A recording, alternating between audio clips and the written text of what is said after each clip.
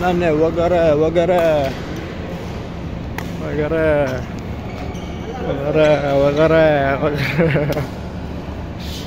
왜 그랬어? 왜 그랬어? Dai macam TV tapi tak pala.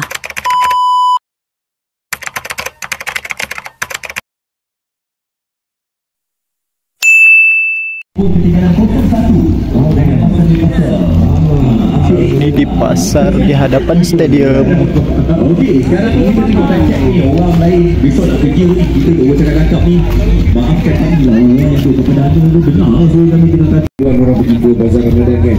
Masa tu kalau kita war-warkan orang dengar mesti orang benar. Dan kalau boleh kan seboleh-bolehnya vendor-vendor besok pukul 4 juga lebih semua dah buka. Terus tak juga. Kalau pukul 4 dah buka tu dia orang lalu tu ada ni lah. Ada tu ya. Ada tu ya.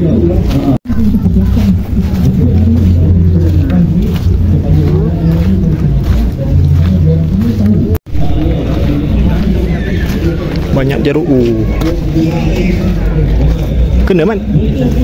Kena lah jeruk. Gila pula. Tapi jeruk juga. Oh cantik. Lepas tu air dah tutup lah. Yang lain dah tutup lah dah. Pukul 1. Tapi berapa ringgit?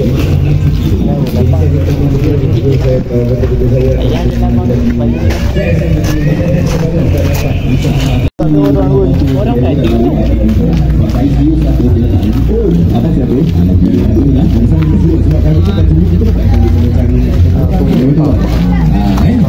Dia beli dekat uji dunia. Contoh contohnya pemenang utama, pemenang setiap hadiah. Macun.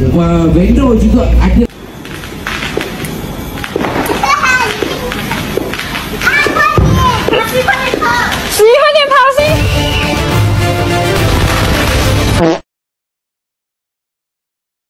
Hadiah untuk mereka. Betul.